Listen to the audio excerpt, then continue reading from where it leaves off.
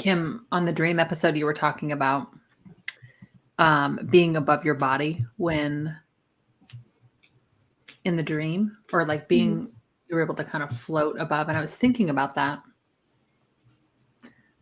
Were you viewing yourself above as you were above the body, watching your body watch the car accident, or how, or were you in the body above the car? So I was in my body, and then I crashed, and then I died, and then I rose above my body and looked down and saw my dead body in the car. So It's you almost were like above the body. Okay. Yeah. So you weren't somebody separate. Okay.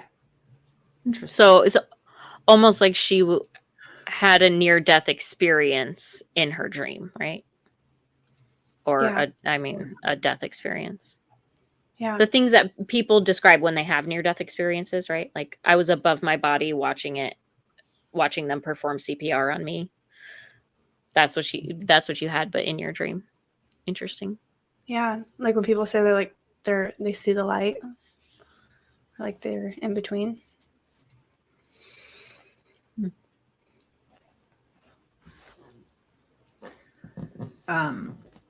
In the last couple of months, there was somebody that I knew that was in the hospital in ICU, and I had gone into, I was really uncomfortable when she went into ICU, and I didn't really know why.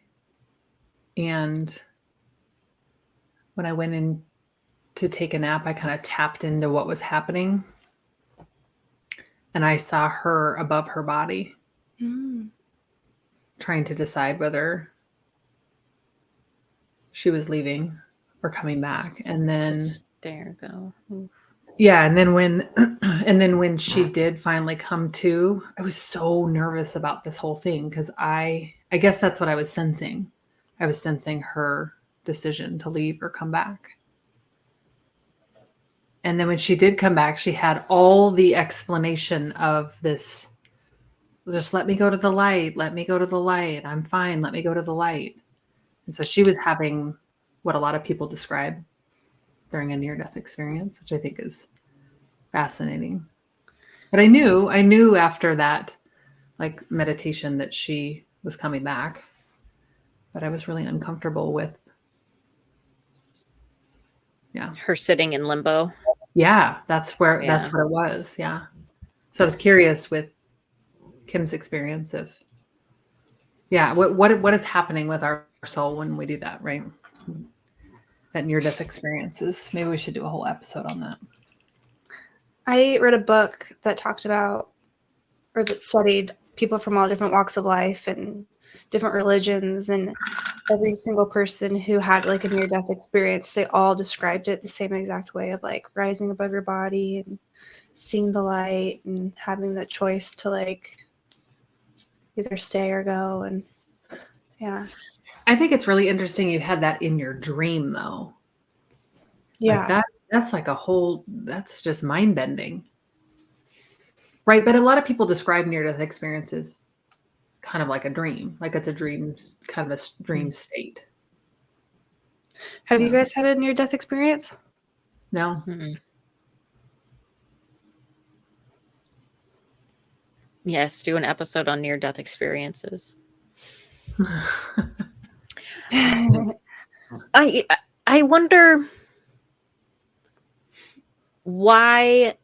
Well, I guess, sometimes you don't choose because the body is already uninhabitable, right? But why some people have near-death experiences and some people just die, right? Like there is no choice. Yeah. Why is that?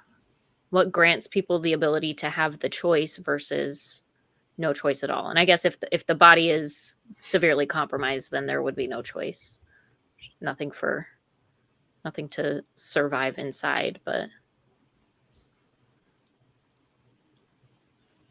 I'd really like to talk to this person and find out what their experience was like around that.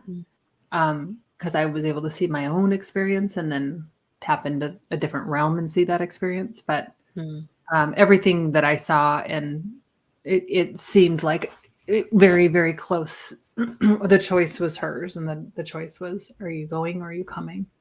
Yeah. Right.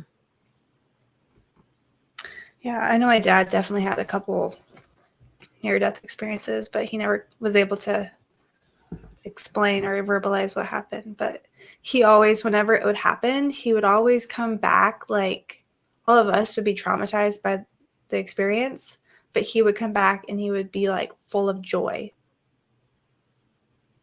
like smiling and like happy.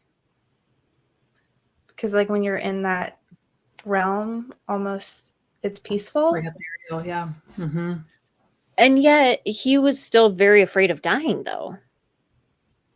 True. Which I always thought was really interesting, because I mean, he had been so close to the veil so many times, right? Had the opportunity to experience that on more than one occasion. And so for him to still be so afraid of dying was always kind of really baffling to me, almost. Yeah. So how did you know that he had a near-death experience, just based on like the look on his face? No, because he was dead. Like, He had been unplugged for a while. yeah, like the first time it happened, it was when he had just gotten his trach, and me and him went Christmas shopping. And I put him in the car because he wanted to rest while I finished up the rest of the shopping. And he was able to like tilt his wheelchair back, and he tipped his wheelchair back. And when he did that, his trach popped off.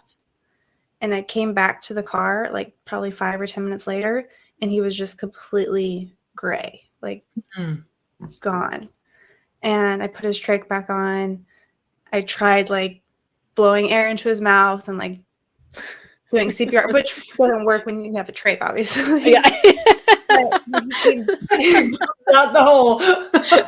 Yeah. But when he came back, he was like smiling, and he was like, yeah, just like so happy. And I was traumatized by the experience, but he was like blissful. So, Wow. but his state of his body was like he was gone. So like I knew that like the fact that he came back was just amazing.